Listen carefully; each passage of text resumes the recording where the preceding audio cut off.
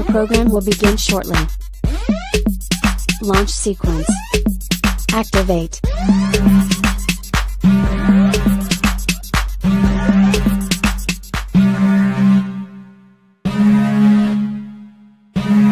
Warning, the following content is not politically correct.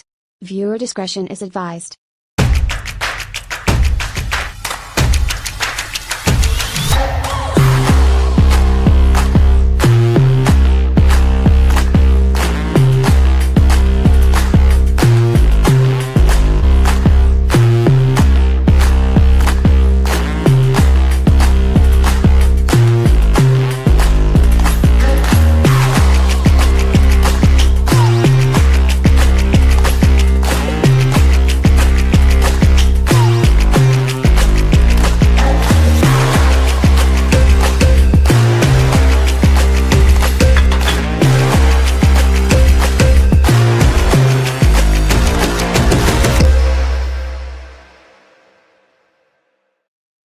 Welcome back to the channel today, everyone. I'm your host, Sarah Higdon. This is Transform to Freedom.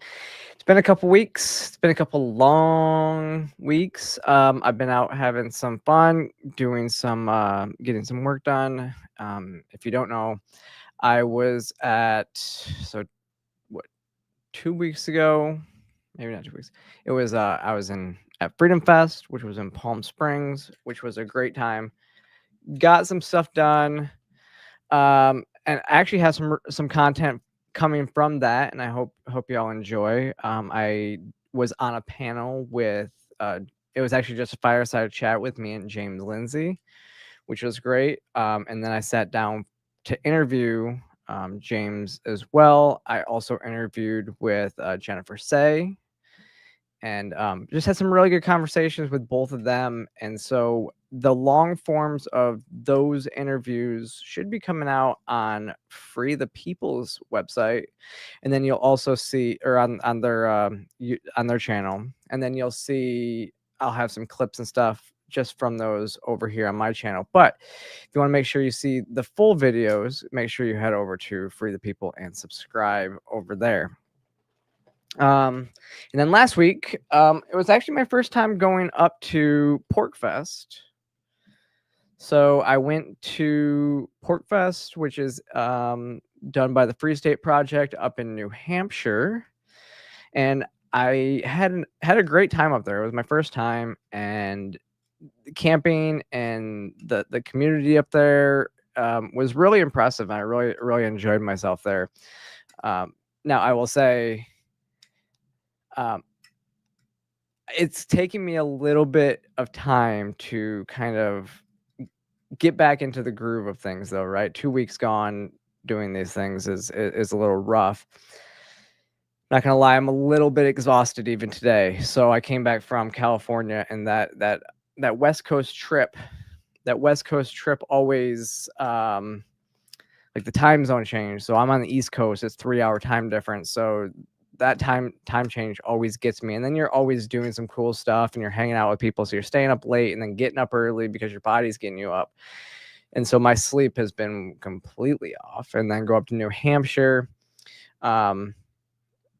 Same kind of thing. Just traveling in and of itself has kind of exhausted me. So I don't know how long we're gonna make it tonight because I'm quite tired, but we're gonna try to get through some stuff. Honestly, I only have really one major topic to talk about tonight, and that's this the whole Middle East conflict. And obviously, you know, I served 7.5 years in the Army. I served in Afghanistan. I've seen conflict like this before, and if you've many of you are probably old enough to remember the early 2000s when we went into Iraq and into Afghanistan.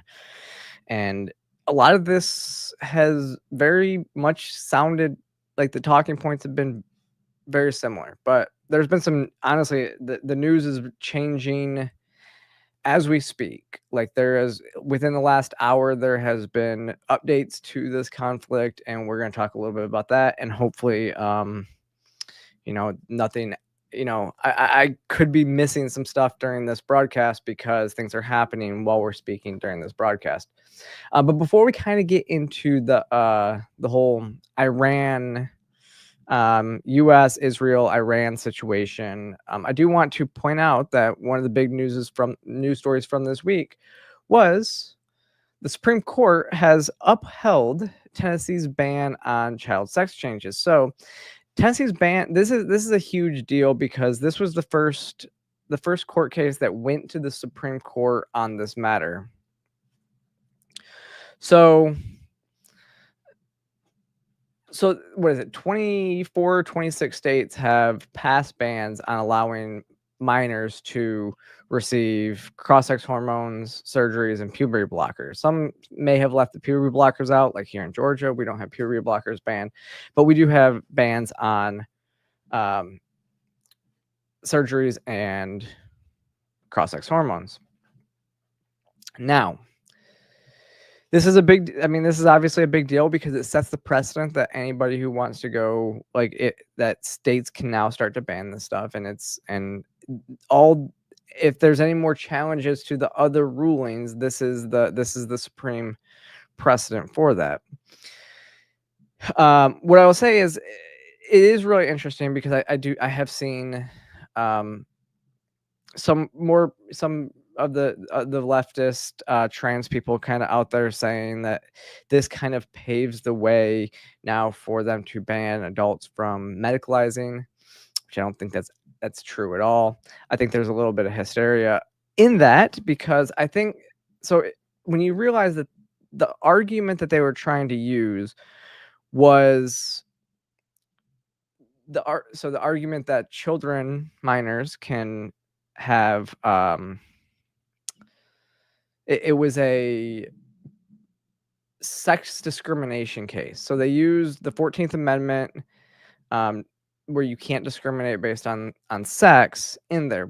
But when you're looking at this, there was no discrimination based on sex. It really didn't make sense at all. Now, if you're looking at it in terms of adults so what I mean is like the ban places the same restrictions on males and females if they're minors in this regard. Now, I don't know. I don't believe I think Tennessee is one of those interesting areas where. So I've often conflated and I've also often said that one area where we may see some issues in terms of sex-based discrimination is that in some of these states, a 16-year-old can actually go have plastic surgery. So what it would say is like the sex-based discrimination would say, so a 16-year-old female can have breast augmentation in that state, but a 16-year-old male cannot. Like that would be sex-based discrimination, right? But Tennessee is not one of those states. And so the fact that they tried to challenge it in Tennessee sets that precedent across the board where I don't think that they will challenge it in other states in the same regard. So when you move into adults, the whole sex-based discrimination stuff doesn't really hold water. The argument would actually be more so about medical privacy. And so under the 14th Amendment, there's a medical privacy clause, which says the government doesn't have the right to know your medical history. And so that would be what they would probably use to say adults can do what they want with their bodies, and the government doesn't have a right to know what they do with their bodies for that reason. And so that's why I think that they're really, there's not a clear case that would ever actually say that adults cannot make these decisions for themselves. And I do believe that most people believe in bodily autonomy and freedom for adults, but that minors can't consent to life-altering decisions.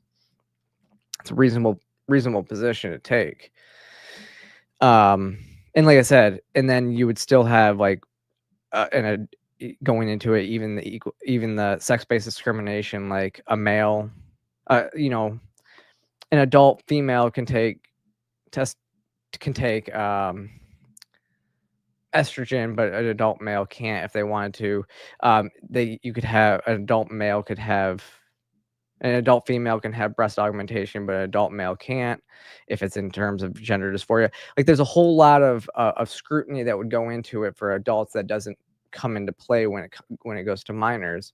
And obviously, I'm a huge fan of this ruling because I have multiple bills that have passed in multiple states that basically do the same thing here. So this is a kind of a big win for all of us that have been fighting to protect minors across the country.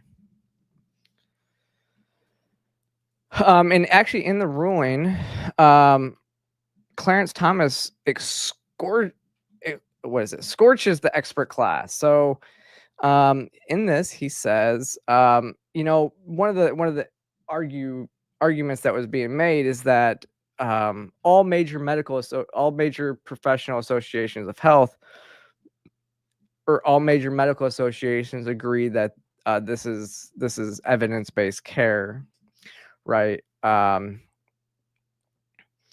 But the issue is, in delivering the opinion to the court, Chief Justice Roberts detailed the history of medicalized sex change movement going back to the formation of the World Professional Association of Transgender Health, WPATH, in 1979, and their 1989 guidelines to give puberty blockers to children, and the latest standards of care, which states that, I messed up.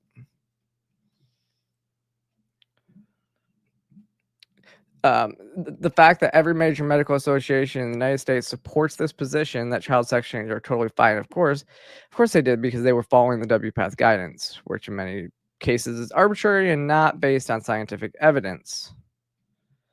The implication of these arguments is that courts should defer to so-called expert consensus. But then he went on to list the problems with this.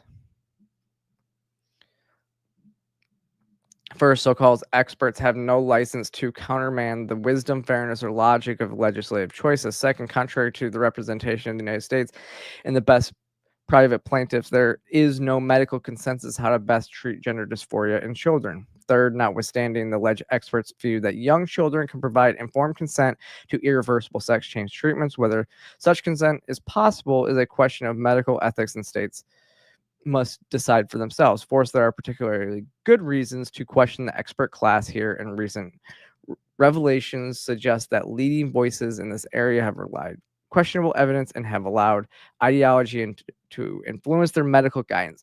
I think that kind of goes back to what I was saying, is that it's a completely different situation when you're talking about adults and when you're talking about minors. If you look at there is no medical consensus how to best treat gender dysphoria in children. And the view that young children can provide informed consent to irreversible sex change treatments. That's a completely different situation when you're talking about adults. Adults have the bodily autonomy to do things that children can't, and I don't think that children can consent to this. And there's not even a good consensus as to how to diagnose gender dysphoria in children. We know that I really don't, based on the stats that we've seen, you can't really accurately diagnose gender dysphoria until adulthood anyways. So that's that. So, okay, the latest news kind of coming into this right now, just tweeted not too long ago, when it comes to the Iran Israel situation. Donald Trump, truce out. Congratulations to everyone. It has been fully agreed upon between Israel and Iran that there will be a complete and total ceasefire. In approximately 6 hours from now, when Israel and Iran have wound down and completed their in-progress final missions for 12 hours, at which point the war will be considered ended. I thought we didn't declare war, which can only be done by Congress, right? That's one thing. Just saw that. Officially, Iran will start the ceasefire, and upon the 12th hour, Israel will start the ceasefire, and upon the 24th hour, an official end to the 12-day war will be saluted by the world. During each ceasefire, the other side will remain peaceful and respectful, on the assumption that everything works as it should, which it will, I would like to congratulate both countries, Israel and Iran, on having the stamina, courage, and intelligence to end what should be called the 12-Day War. This is a war that could have gone on for years and destroyed the entire Middle East, but it didn't and never will. God bless Israel. God bless Iran. God bless the Middle East. God bless the United States of America, and God bless the world. Okay. That's where we're starting. We're going to start with the end point, right? So let's go into where we've been over the last, let me see. This was 2 days ago. So we can even go back further than this, and actually we're going to a little bit, because there was a lot of discussions to where we were having a lot of talk. We were having negotiations with Iran about their nuclear programs, and it seemed like they were willing to negotiate with us, and then Israel struck, without, and they said it was without, the Trump administration said that they did it without their consent or buy-in. So we'll take that where it is. But so on the other night, I think it was Saturday, we have completed our very successful attack in the 3 nuclear sites in Iran.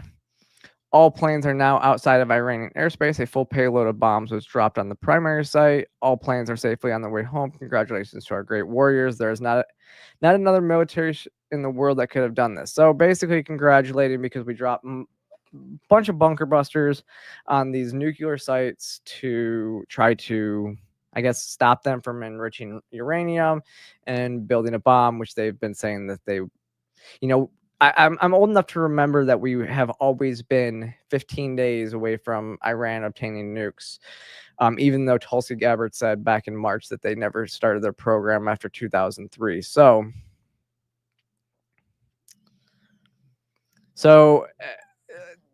Savannah Hernandez lays this out pretty well. And just to remind everybody how this all happened. Okay. President Trump was originally trying to negotiate a deal with Iran. Israel decided to bomb them mid-negotiations to start more conflict. Have an issue with that. The narrative then immediately shifts to Israel is taking care of Iran themselves, despite Netanyahu specifically asking Americans to get involved, and the media stating that we only had weapons to destroy Iran's nuclear sites. So yeah, remember, Israel was now going alone. The U.S. wasn't getting involved until it did, right? Israel, I believe that Israel,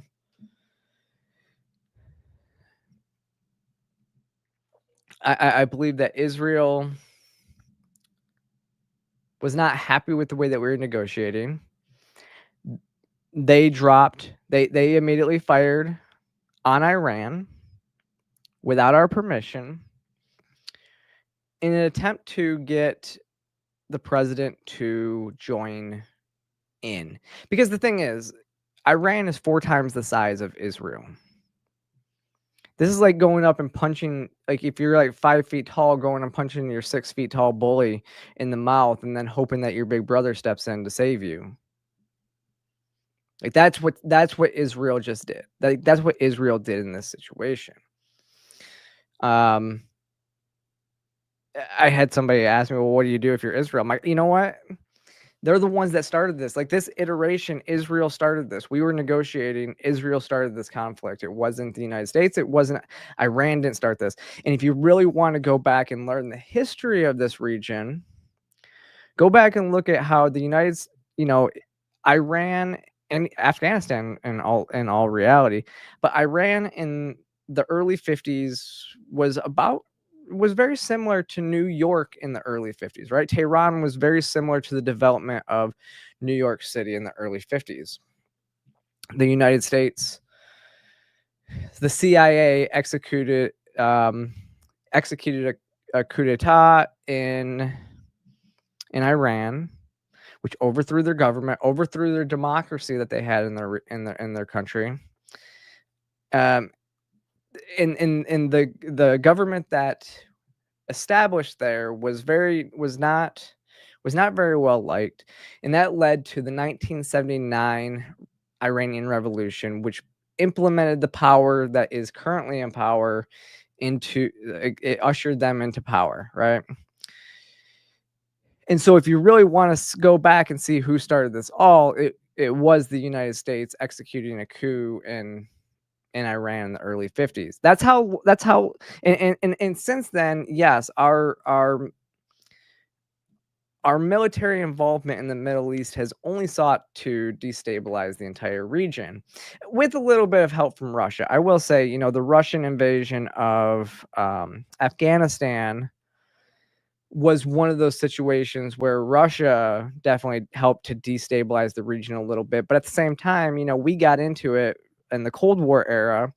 We fought a proxy war. We supported the Mujahideen, which eventually turned into the Taliban after they defeated the Russians and took over their country. So we kind of helped build the Taliban in the first place. And then we go into Iraq, where we basically created and radicalized a bunch of Iraqis and turned them into ISIS.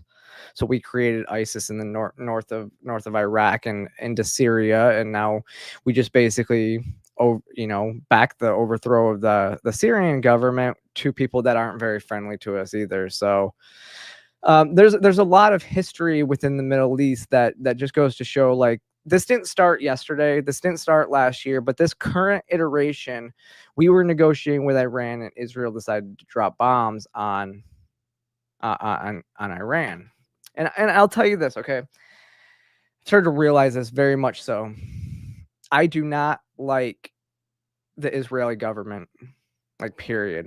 And what's really interesting is most of the Zionists that I know don't really like Netanyahu very much. And there was a report that I saw, and I might have the video of Marjorie Taylor Greene talking about it here, but there's a report that shows that Netanyahu was fearing that he's going to be ousted if they have another election. So starting this war was one of those areas where he was able to circumvent having an election in Israel to stay in power, because he's not very his polling numbers are not very high in Israel right now. And this is what I always tell people, like, this is a issue I have with the Israeli government, nothing to do with the Jewish people. I actually really like the Jewish people. I think that their cultures are amazing.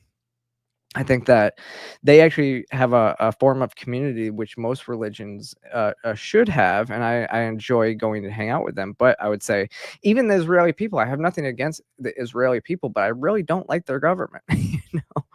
And so it's like their government, I really feel like they did what they had to do to force Trump's hand so that he couldn't just abandon them and let Iran destroy their country.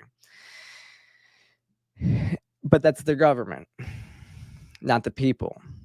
So let's make that clear too, because I obviously I'm on this show a lot criticizing the Israeli government. But let's go back to what Savannah's saying. She said, after bombing, our officials stated that Israeli acted unilaterally. Israeli media then stated that the U.S. greenlit and coordinated the attack. So there's the shift in the narrative that now Israel's trying to say, no, we didn't do this alone. The U.S. was backing us. The narrative was then shifted to Trump has never wanted Iran to have a nuclear weapon. That's what it's been about this whole time, is Iran having this nuclear weapon, right? Iran then asked for a meeting with the White House, and then Trump stated he wanted to wait 2 weeks to make any decisions. Israeli officials, meanwhile, stated that their pace of success was slowing down after spending an entire week trying to get the U.S. involved and preemptively strike Iran. And now we've just bombed Iran, despite a little over a week ago the president wanting to negotiate. That lays it out pretty clearly as to what happened before we struck Iran.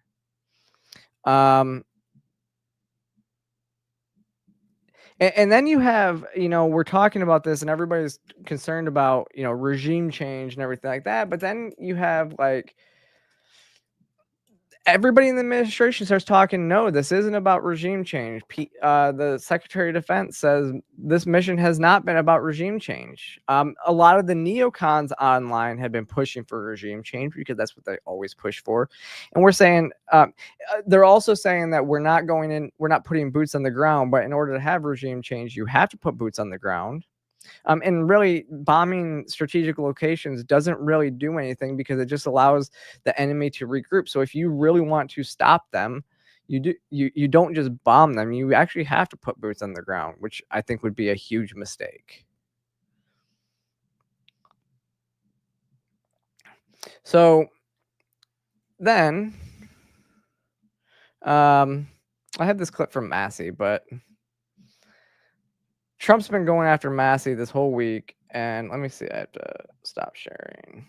Present after reshare. Trump's been going after Massey. Massey's right when he says this was a violation of the Constitution, and the War Powers Act does not apply in this situation. But here's what Massey said. You heard from Mitch McConnell, the former Republican leader, the senator, say it was a bad week for the isolationists. He was talking about Tucker Carlson and he was talking about Steve Bannon. Do you think that the president is making a choice here, or is he trying to have it both ways? Both saying, I'm going to please the hawks of the party by bombing, but then I'm going to say I want a peace deal and make the isolationists happy by saying, you know, I'm not committing to anything more than one and done. Well, I'll concede this. It was a good week for the neocons and the military-industrial complex who want war all the time. I wouldn't call my side of the MAGA base isolationists. We are exhausted. We are tired from all of these wars, and we're non-interventionists. I mean, this was one of the promises. I mean, are you going to call President Trump's campaign an isolationist campaign? What he promised us was we would put America first. And I think there are still voices in this administration.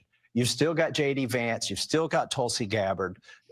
You still, RFK Jr., you still got calmer heads that could prevail. They were not persuasive in this case, clearly. Well, somebody was persuasive. AIPAC is very persuasive. For instance, the Israeli lobby in Congress.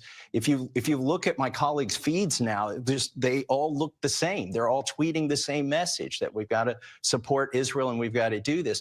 My question is, does 3 bombings and we're done with Iran's nuclear ambitions? Is that the 2 weeks to slow the spread of 2025? Is this, we were told 2 weeks to slow the spread then, now we're told it's just going to take 3 bombings. But what happens when Israel gets bombed again? Is Trump going to sit by and say, no, we're not going to further engage in this war? So what's interesting is we do kind of know some of this. So everybody's saying no, it wasn't about regime change, and then Trump comes out and kind of says it's about regime change. It's not politically correct to use the term regime change, but if the current Iranian regimen is unable to make Iran great again, why wouldn't there be a regime change? It was a really precarious message as everything's going on. Let me see. Then we move to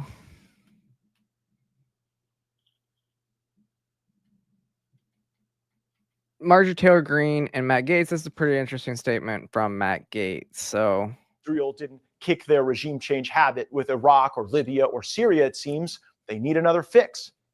But Matt, this isn't a regime change war. It's about Iran's nuclear program. I wish that were true, but it's not. Congresswoman Marjorie Taylor Greene opined that maybe Netanyahu is so feisty about regime change in Iran because he was facing regime change in Israel. It's not being reported enough that on Thursday, they held a vote in the Knesset, and it was only by 2 votes that Netanyahu won. If he had lost, they would have had another election in Israel, and the polling shows that he would lose if an election were to occur today. That vote happened last Thursday. And then Friday, Israel attacked Iran. That's why the bombs are falling. And it seems very political. Here's how you know this isn't about Iran's nuclear program. We aren't taking these steps to force denuclearization where the threat is higher and the leaders are even crazier. Take North Korea. North Korea's nuclear program is a far greater threat to the United States than Iran's. It is not even close. I know, I've had the briefings. I was on the House Armed Services Committee for 8 years. Iran has neither the bomb, the delivery system, nor the re-entry vehicle that you would need for any intercontinental ballistic missile to launch and re-enter orbit. North Korea has all three. North Korea could launch a nuclear weapon at mainland United States today. And we've probably got the ability to knock it out of the sky, but Iran can't even get their bird in the air. Iran's death to America chant isn't really my bag, obviously, but Kim in the Hermit Kingdom points to U.S. cities like Los Angeles and San Diego and Seattle on maps, and he openly discusses wiping off major U.S. population centers from existence. Of course, we aren't looking to drop 100 bunker busters in the mountains of North Korea. President Trump took other brilliant diplomatic steps to constrain North Korea's hostilities. The same could be done with Iran. But Matt, Iran has kicked out IAEA inspectors. There could be portions of their nuclear program that are secret. A nuclear secret in the Middle East. How about it? If the world is interested in a secret nuclear program in the Middle East, there is a country that won't allow any international inspectors. Israel. Israel has a nuclear weapon. Did you know that? I do. They allow no inspections. They are fully secretive and clandestine about it. And the Americans are fully aware. You know what? I don't even blame Israel for this. If they want to develop a nuclear weapon, if they had the blessing to do so secretly, I'm not in judgment of that. But to drag the world into a regime change war over secret nuclear weapons, when you have secret nuclear weapons, is a bit hypocritical.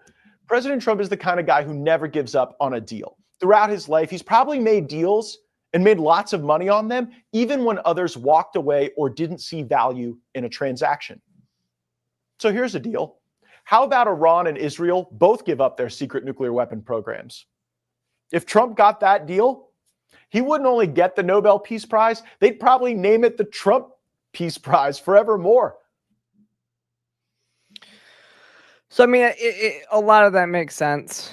And I think what we're going to talk, going into what's happened since all this, what's happened within the last hour, really makes sense when you look at this was never about Iran getting nuclear weapons.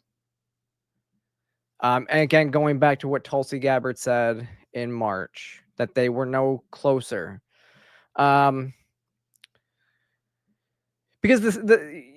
I said a couple of days ago, I told a friend yesterday when we were talking about this, I said it really just depends on what happens in the next 48 hours. Or what happens in the next 48 hours will determine how this moves forward. Because there was no way that Iran was not going to retaliate and strike back.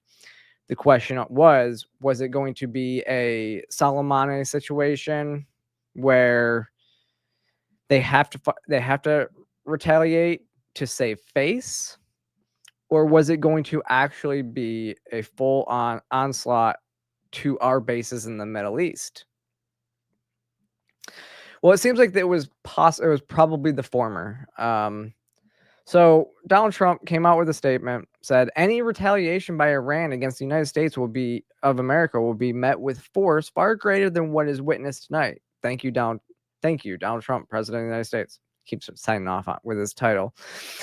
But basically, it was really weird because we were putting soldiers in harm's way in the Middle East. We were putting boots on the ground in the Middle East almost as a challenge to see if Iran would strike one of our soldiers, almost as bait, in my opinion. This was almost, I feel like this was bait. We put more soldiers in the Middle East and then to see if we can bait Iran into striking us. What happened? As predicted, Iran started launching missiles towards U.S. bases in Qatar. That's one video. Here's another video. Let's see.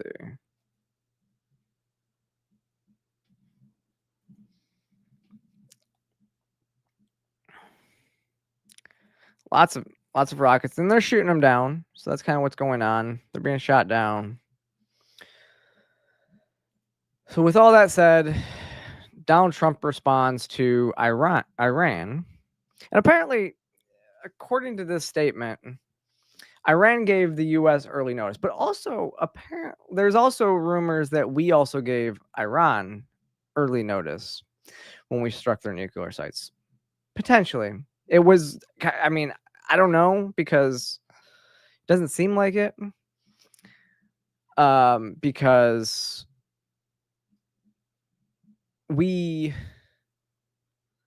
I mean, the American people didn't even know about it. We were thinking that we had another week before he made the decision to do it, and then he just did it. So he kind of put us all through a feint. So they feinted with other B-2 bombers going to other areas of the world, not going into Iran, with a stealth bomber going in and dropping.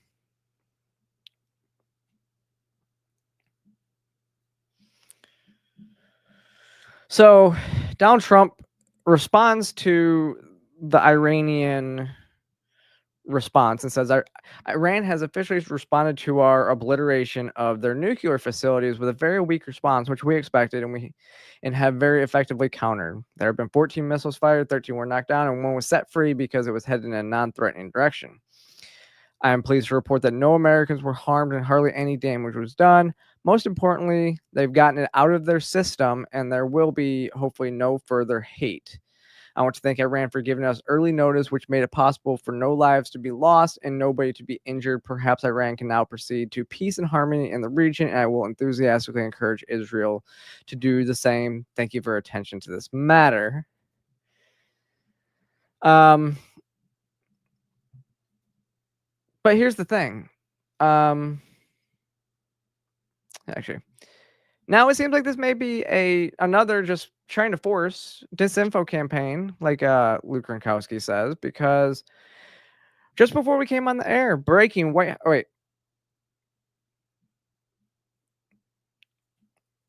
House official reportedly told Axios that Trump's goal now is to end the war, and he's going to make it clear. So we're going to punch you in the face, and then we're going to say we want peace now. After we started it, we're going to punch you in the face, and then nothing more. It's going to make it clear to Israel Prime Minister Ben, we want a deal, and we don't want any more war. Coming in, I think I have this. No, I don't think where is it? Oh, going back to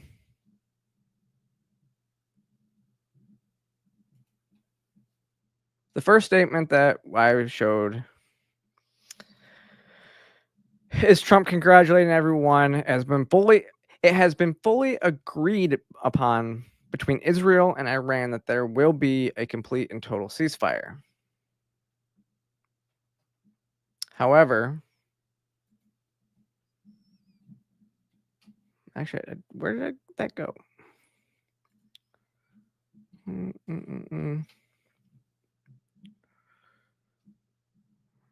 me see something.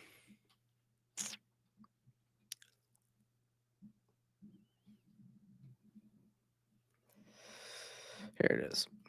All right. So we have where now Iran, just as we were going on, says Iran has not received any ceasefire proposal. So multiple outlets reporting Iran has not received any ceasefire proposal and sees no reason for one, a senior Iranian official told CNN. The official said Iran would continue to fight until it achieves lasting peace, and it would view remarks from Israel and U.S. as deception intended to justify attacks on Iranians' interest. At this very moment, the enemy is committing aggressions against Iran, and Iran is on the verge of intensifying its retaliatory strikes with no ear to listen to the lies of the enemies. What's true? Is Donald Trump telling the truth? Is Iran telling the truth? Is Iran just trying to be give bluster for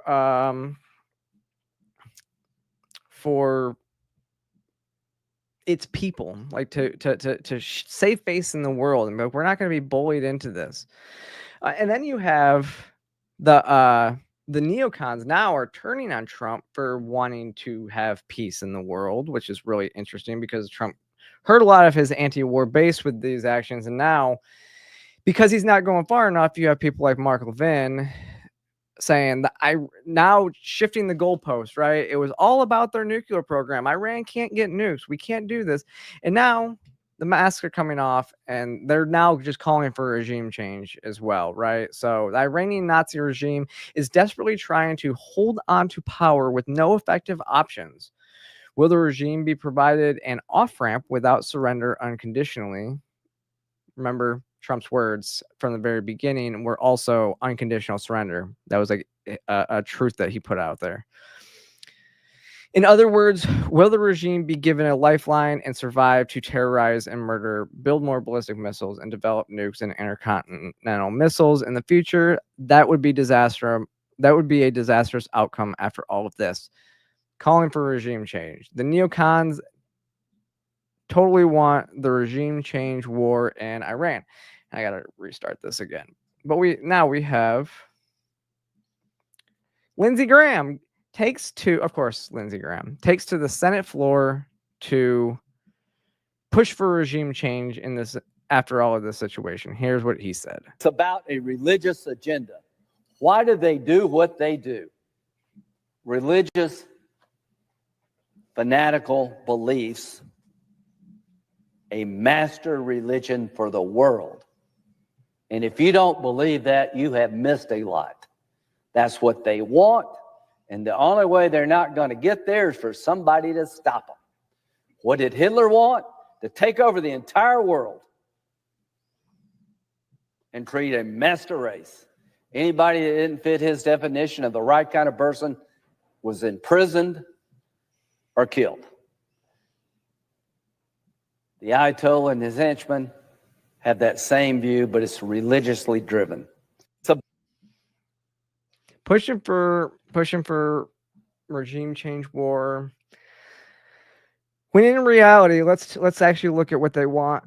They since we've been involved since the 1950s, we've created this monster. And even in, there's always been this notion that they hate us because they hate freedom. They hate our freedom. That's never been the case. It's the way that they pushed us into, that's the way they justified 9/11, everything like that. When you read bin Laden's writings, it was more so about our occupation of Saudi Arabia and our destabilization of the region, and not giving justification for evil doing. That's not what I'm doing there. But just pointing out that the narratives that we push about this stuff and about, to get us into regime change wars are usually not accurate. And Lindsey Graham is one of the worst shills, one of the most evil people in the world, who has never seen a war he didn't like, yet has never sacrificed anything himself, has never gone to war, has never had to send his kids to war, but would shamelessly send your kids to go die in a war for what? It's not our war. There's no way that that even if they had a nuclear weapon, they could even reach the United States. They have no capabilities. They have no launch mechanisms to even be able to touch us. But here we are, the world's police to do this. Now, going into it, what was this all for? I don't think it did. Honestly, we didn't do anything. This was chest thumping. This was needlessly putting our service members who are overseas and needlessly putting them into harm's way. Because here's what we got. A UN nuclear watchdog Atomic Energy Agency also said that it no longer knows the locations of Iran's uranium after U.S. strikes, which President Donald Trump said completely and totally obliterated the 3 facilities targeted. Amid global question marks over the location of uranium, U.S. officials seem to have admitted that Tehran's stockpiles of vital nuclear components remains unaccounted for. So let's get this straight. We bombed these nuclear facilities, but it does seem like they moved that uranium that was in these nuclear facilities out before we did so.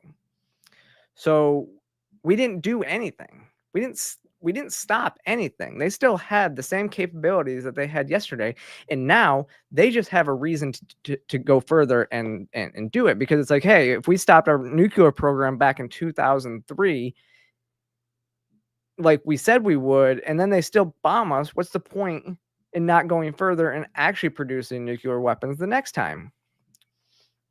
Again, and then so it's chest thumping, and then Israel actually did have some casualties. This is the thing is, yes, Israel received rocket fire that the Iron Dome couldn't defend against, and took and hit civilian locations, killed civilians in Israel.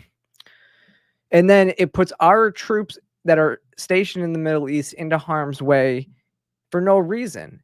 And now we're saying that we completely obliterated it, but it doesn't seem like that's actually the case. It seems like we didn't actually do anything. It's like, and now Donald Trump is now claiming basically he almost started a war, and now he's claiming that he should be now people are praising him for stopping a war that he almost started. It's almost like our government works all the time, right? Our government says, they say, this is, we need to fix this problem, or they create a problem, and then they go on later when that becomes the problem and try to create the solution for the problem that they did, and then try to take credit when they come up with a solution to fix the problem that they created before. That's the way that our government works in total, and it seems like that's what's happening right here. It's like, except for we create this problem. Israel creates this problem by launching strikes before we give the go-ahead, and then we going back our little brother in the Middle East and needlessly put and don't do anything. We don't take out their capabilities and needlessly put our soldiers in harm's way in the Middle East. It's really frustrating. And now, absolutely, now you're going to see Lindsey Graham and all the neocons trying to push for more war. Honestly, I hope that this is the end of the escalations. I hope what Donald Trump says is true. I hope that we can finally have peace in the Middle East. I hope that we can finally leave this whole thing alone. I hope this is the end of it. But I think the next 2 weeks are really going to show us where we're at. It's not going to happen today. It's not going to happen tomorrow. I think it's going to continuously escalate. It may not even happen in this term. I think you're going to see this is. I mean, we're talking about 70 years of issues, of geopolitical issues in the Middle East, going back again to 1953. This didn't start yesterday. This didn't even start with this current iteration with Iran. This has always been the neocon agenda. And I will leave you with this. Remember, Lindsey Graham has been putting this bug in the president's ear since before this election, probably well even before that, right? But I know for a fact that Lindsey Graham is behind a lot of this. And I'll tell you, I've told this story before.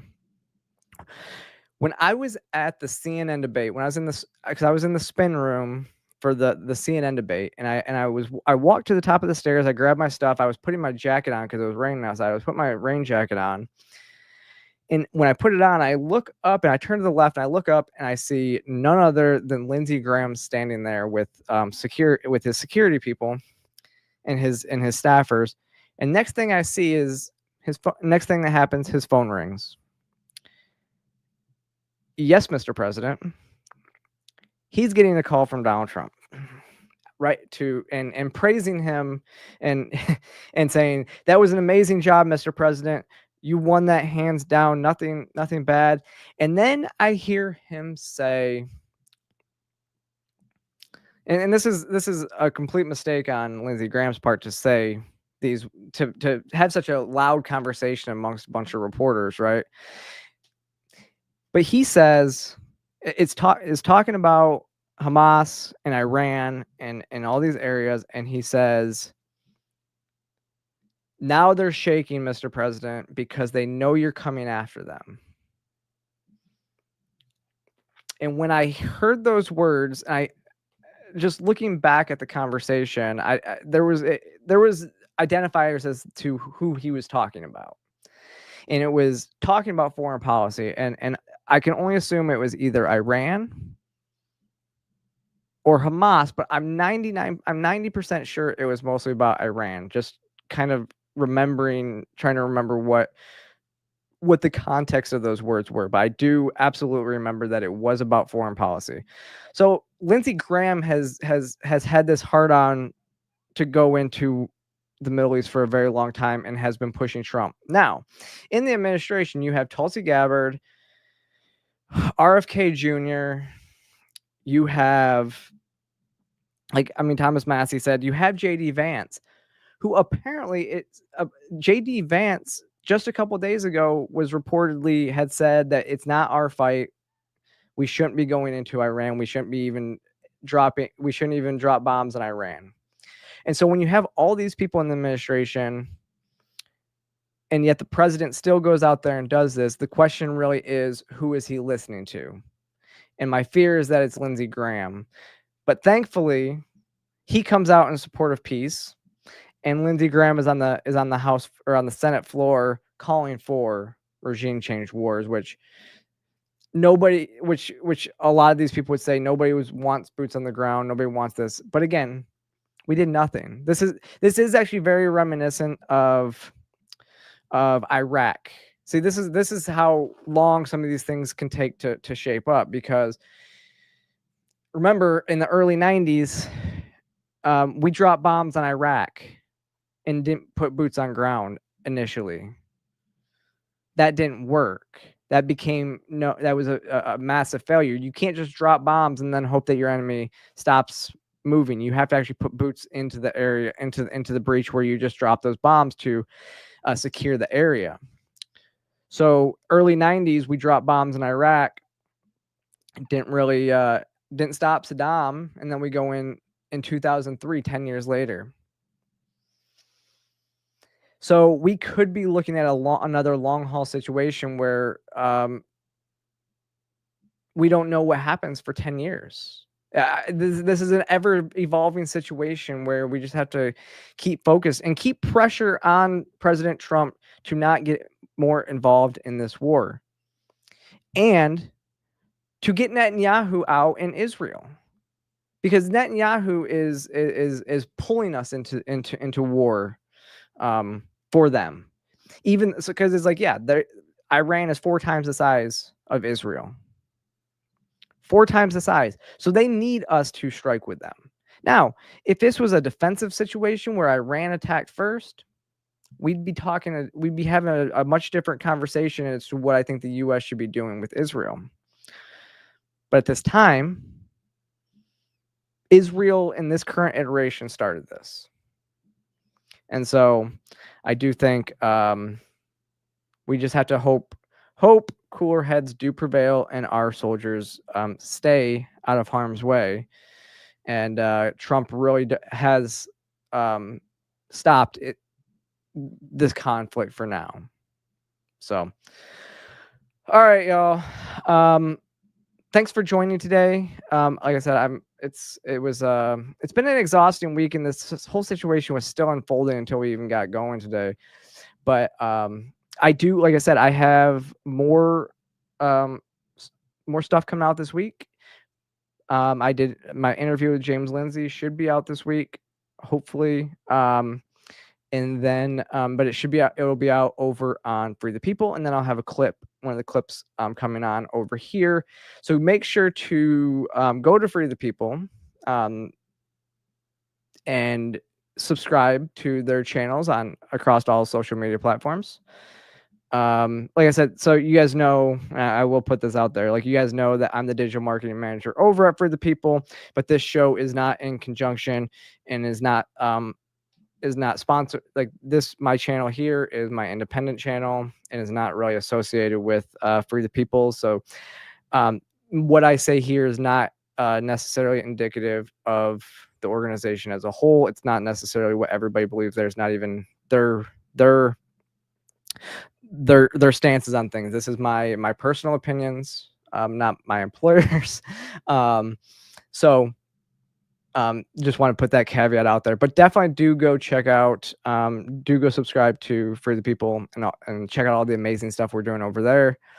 And make sure you click that like and subscribe button here and follow me across all social media platforms. And I will see you next time.